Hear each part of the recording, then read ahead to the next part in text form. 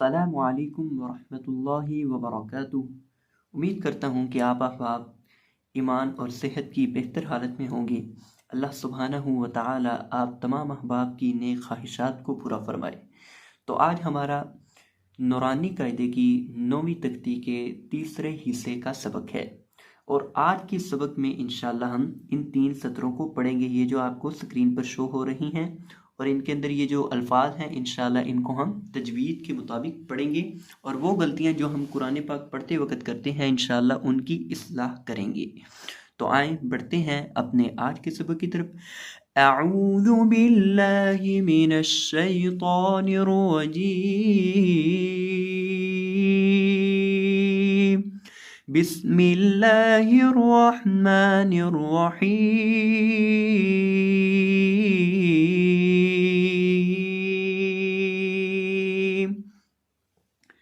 लाम ज़बर या लई, सीन लबसा, लईसा।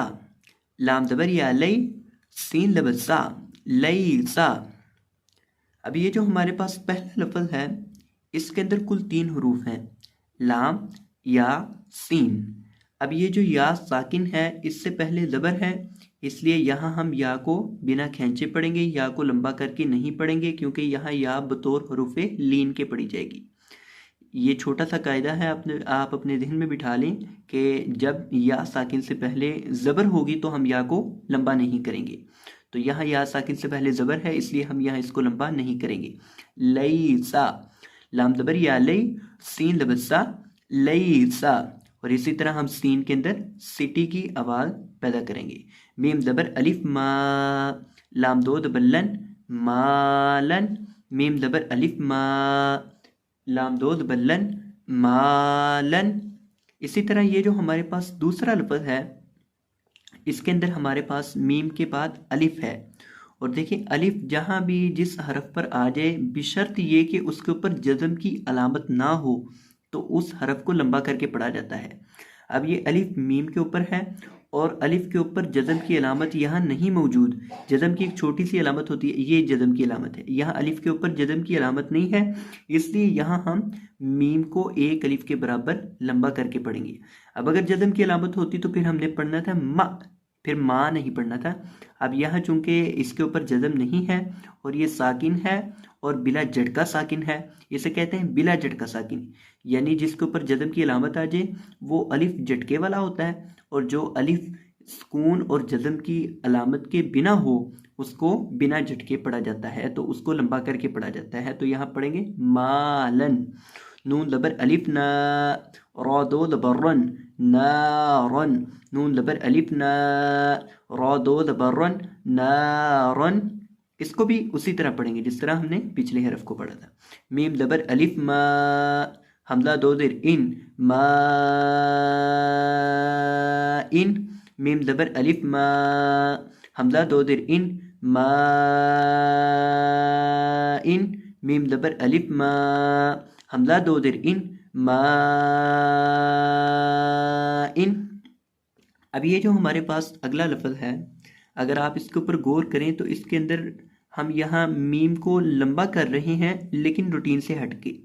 मीम को यहाँ एक अलिफ के बराबर नहीं बल्कि मैंने आपके सामने 3 अलिफ के बराबर लंबा करके पढ़ा है और 3 दफ़ा रिपीट करके पढ़ा है ताकि आपको ये चीज़ पुख्ता हो जाए। देखें यहाँ हमने मीम को 3 अलिफ के बराबर क्यों खींचा है, क्यों लंबा किया है, इसकी क्या वजह, क्या रीज़न है। देखिए यहाँ इसकी लॉजिक समझे, इसकी वजह समझे। यहाँ इसकी वजह ये है कि जब खड़ी ज़बर खड़ी देर उल्टा पेश अलिफ मद्दा वाव मद्दा या याए मद्दा के बाद हमज़ा आ जाए उसी कलमा में हो तो उसको कहते हैं मद।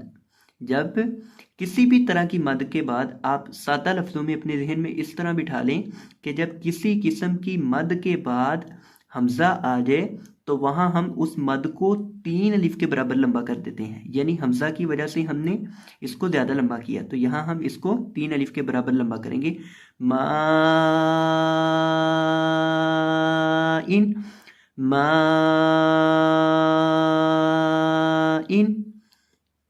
वाव दबरिया वई, लाम दो पिस्लुन, वईलुन।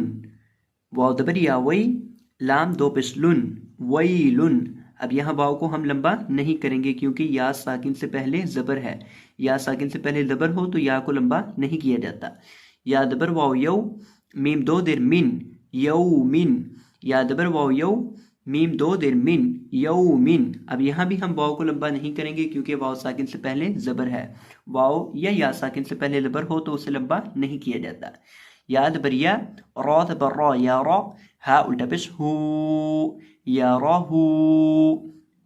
या दबर या, रौ दबर रौ, या रौ, हा उल्टा पेश हू, या रौ हू। अब इस लफ्ज़ के अंदर हम एक तो हमारे पास या है, दूसरा रौ है और तीसरा हा है। 3 हरूफ हैं। जो हमारे पास दूसरा हरफ है रौ, अब उसको हम पुर करके पढ़ेंगे। देखिए रौ के मुतल्लिक ये कायदा है कि जब रौ के ऊपर ज़बर हो या रौ के ऊपर पेश हो तो उसको पुर किया जाता है, और जब रौ के नीचे ज़ेर हो तो फिर उसको बरीक किया जाता है। अब यहाँ रौ के ऊपर ज़बर है तो इसलिए यहाँ हम इसको पुर करेंगे और पढ़ेंगे या रौहू, या रौहू, इसको पुर करके पढ़ेंगे। और इसी तरह हम हा को खींच के पढ़ेंगे। क्यों खींच के पढ़ेंगे? देखिए हा के ऊपर आपको ये उल्टा पेश नज़र आ रहा है, इस उल्टा पेश की वजह से हम इसको खींच के पढ़ेंगे, क्योंकि उल्टा पेश, खड़ी ज़बर, खड़ी ज़ेर और उल्टा पेश, ये 3 ऐसी अलामत हैं जिस हरफ के ऊपर ये आ जाएं, ये 3 चीज़ें, उनकी वजह से इस हरफ को खींच के पढ़ा जाता है जिस पर खड़ी ज़बर, खड़ी ज़ेर या उल्टा पेश हो। हा ज़बर अलिफ हा, सीन ज़ेर सी, हा सी, दाल दो ज़ेर दिन, हा सी दिन। हा ज़बर अलिफ हा, सीन ज़ेर सी, हा सी, दाल दो ज़ेर दिन, हा सी दिन। अब यहाँ हम हा को एक अलिफ के बराबर लंबा करके पढ़ेंगे। हा सी दिन, हा सी दिन, हासिदिन नहीं, हासिदिन। हा को लंबा करके पढ़ेंगे। अब हा को यहाँ हम क्यों लंबा करके पढ़ेंगे, ये वजह आप अपने जहन में बिठाया करें, ताकि अगर आपके सामने कुछ ऐसे अल्फाज आ जाएं जो मैंने आपको ना पढ़ाए हों, जो नूरानी कायदे में ना हो। देखें नूरानी कायदे के अंदर चंद एक अल्फाज हैं, यानी उन्होंने कुछ अल्फाज जिक्र कर दिए हैं।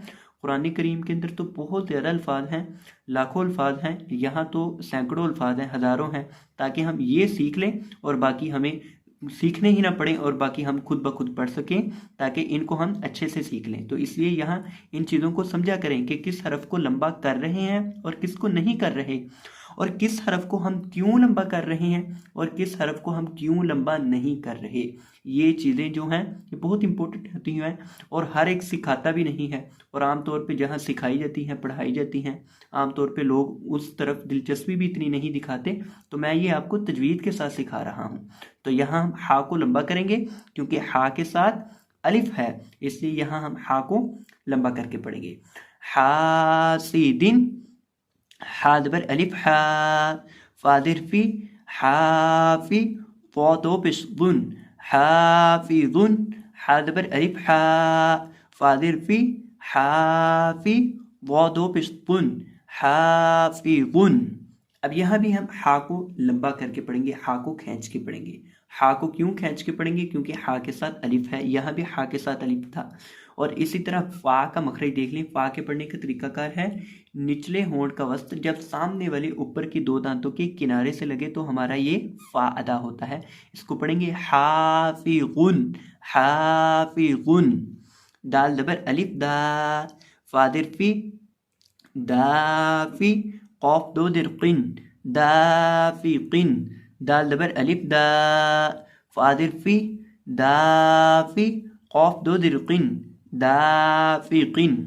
अब यहाँ दोबारा फिर हम दाल को लंबा करके पढ़ेंगे, अगले हरफ में भी शीन को लंबा करेंगे, उससे अगले हरफ में भी हम आइन को लंबा करेंगे, आगे भी हम लंबा करके पढ़ेंगे, क्योंकि यहाँ भी 7 अलिफ है, यहाँ भी 7 अलिफ है, यहाँ भी 7 अलिफ है, यहाँ भी 7 अलिफ है, यहाँ भी। ये जितनी जगह हैं जहाँ ज़बर के बाद अलिफ हो वहाँ हम अलिफ की वजह से उस हरफ को खींचते हैं। तो यहाँ भी हम दाल को खींचेंगे क्योंकि दाल के साथ अलिफ है।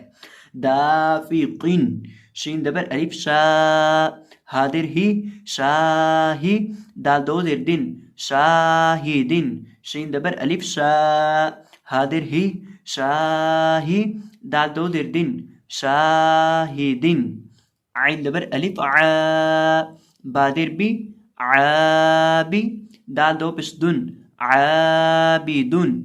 आइन ज़बर अलिफ आ, बाजिर भी आबी, दाल दो पिस्दुन आबिदुन। यहाँ हम आइन को भी खींच के पढ़ेंगे।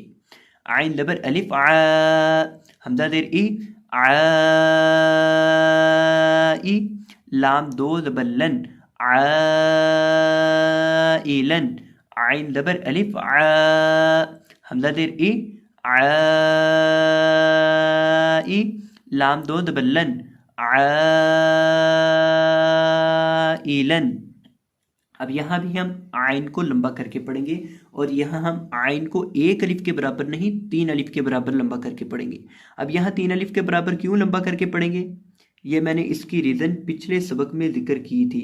पिछले सबक में इसकी वजह बयान की थी कि यहाँ हम 3 अलिफ के बराबर इसको लंबा क्यों करेंगे। तो आपने अगर पिछला सबक नहीं देखा तो जाकर पिछला सबक देखें और उसके अंदर इसकी वजह को ढूंढें और इन चीज़ों का ख्याल करें और इन चीज़ों के मुताबिक कुरान पाक की तिलावत करने की कोशिश करें। अल्लाह सुब्हानहू व तआला मेरा और आपका हामी नासिर हो। अल्लाह सुब्हानहू व तआला आपको कामयाब फरमाए। जज़ाकुमुल्लाहु खैरन। बल्कि ये इसी सबक के अंदर मैंने ये चीज़ जिक्र की थी। यहाँ ऊपर ये जो आपको पहली सतर नज़र आ रही है इसके अंदर मैंने जिक्र किया था कि यहाँ हमज़ा मौजूद है, हमज़ा की वजह से हम खींच के पढ़ रहे हैं। यानी जब मद के बाद हमज़ा हो उस हमज़ा की वजह से हम मद को 1 अलिफ से 3 अलिफ के बराबर लंबा करके पढ़ देते हैं। तो मैं भूल गया था बाय मिस्टेक, इसी सबक के अंदर हमने ये चीज़ जिक्र की थी। अल्लाह तबारक व तआला आपको कामयाब फरमाए। वीडियो पसंद आई हो वीडियो को लाइक कर दीजिएगा, चैनल पर नए आए हो चैनल को सब्सक्राइब फरमा दीजिएगा। जज़ाकुमुल्लाहु खैरन, बारकल्लाहु फीकुम, अल्लाह हाफिज़।